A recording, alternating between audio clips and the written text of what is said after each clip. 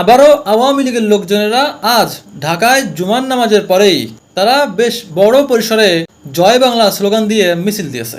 আমি এটা বুঝতেই পারছি না যে যাদের কার্যক্রম নিষিদ্ধ তারা কিভাবে ঢাকায় কয়েকদিন ধরেই পরপর এত বড় করে মিছিল করতেছে, অথচ এই ইউনূসের সরকার কোনো ব্যবস্থাই নিচ্ছে না। আজকেও সম্ভবত ৩-৪ জায়গায় মিছিল দিয়েছে ঢাকাতেই। আচ্ছা, ঢাকায় কি কোনো প্রশাসন নাই? তারা কি ইচ্ছা করেই তাদেরকে এমন সুযোগ করে দিচ্ছে, নাকি তারা ভয় পেয়ে যাচ্ছে? আর এভাবেই কি আওয়ামী লীগ ফিরে আসবে আর প্রশাসন চুপ করে দেখবে?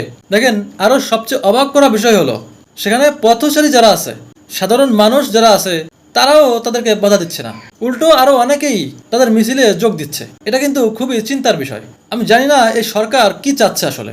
এদিকে আবার কক্সবাজার এলাকা পুরোপুরি উত্তাল, সেখানে অবৈধ স্থাপনা উচ্ছেদ অভিযান চলতেছে। কক্সবাজারের বাঘখালী নদী এলাকায় এই অভিযানটা চলতেছে। সেখানে যাদের বসত বাড়ি তাদেরকে চলে যেতে বলা হচ্ছে এবং তাদের ঘর বাড়ি ভেঙে দেওয়া হচ্ছে। সেখানে বুলডোজার অভিযান চলতেছে। গত 2 দিন ধরেই চলতেছিল, কিন্তু আজ সেখানে ঝামেলা সৃষ্টি হয়। সেসব এলাকার সমস্ত মানুষ রাস্তায় নেমেছে। সেনাবাহিনীর মুখোমুখি তারা এখন। তাদের দাবি এগুলো তাদেরই জায়গা, তারা বহু বছর ধরেই সেখানে থাকে, তাদের কাগজপাতিও আছে, কিন্তু সরকারের দাবি তারা এই জায়গাগুলো দখল করে নিয়ে থাকে। আচ্ছা, এখানে কথা হলো তারা তো এই বাংলাদেশি নাগরিক, আর হঠাৎই তাদেরকে সেখান থেকে সরিয়ে দেওয়ার কি কারণ? এই হাজার হাজার মানুষগুলো তারা কোথায় গিয়ে থাকবে? এবং সবচেয়ে বড় কথা হলো 15 লাখেরও বেশি রোহিঙ্গা আমাদের দেশে থাকে, যারা আমাদের বাংলাদেশের মানুষ নয়, তারা অন্য দেশের লোক। তাদের থাকার জায়গা আমাদের দেশে হচ্ছে, অথচ আমাদের নিজেদেরই মানুষ আমাদের নিজেদের দেশে থাকতে পারবে না। হঠাৎই কি এমন হলো যে এই জায়গাগুলো পুরোপুরি খালি করতে হবে? কি যে হচ্ছে আসলে দেশের মধ্যে, চারিদিকেই শুধু এলোমেলো। প্রতিদিনই প্রতিক্ষণ দেশের পরিস্থিতি খারাপের দিকে যাচ্ছে।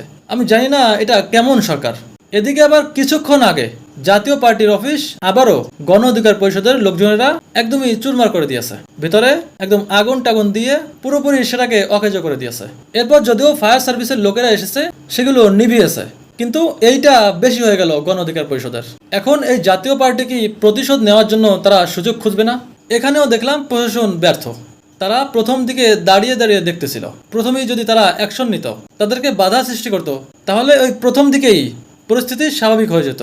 এখন এই জাতীয় পার্টি কি চুপ করে থাকবে? তারাও তো এখন সুযোগ খুঁজবে।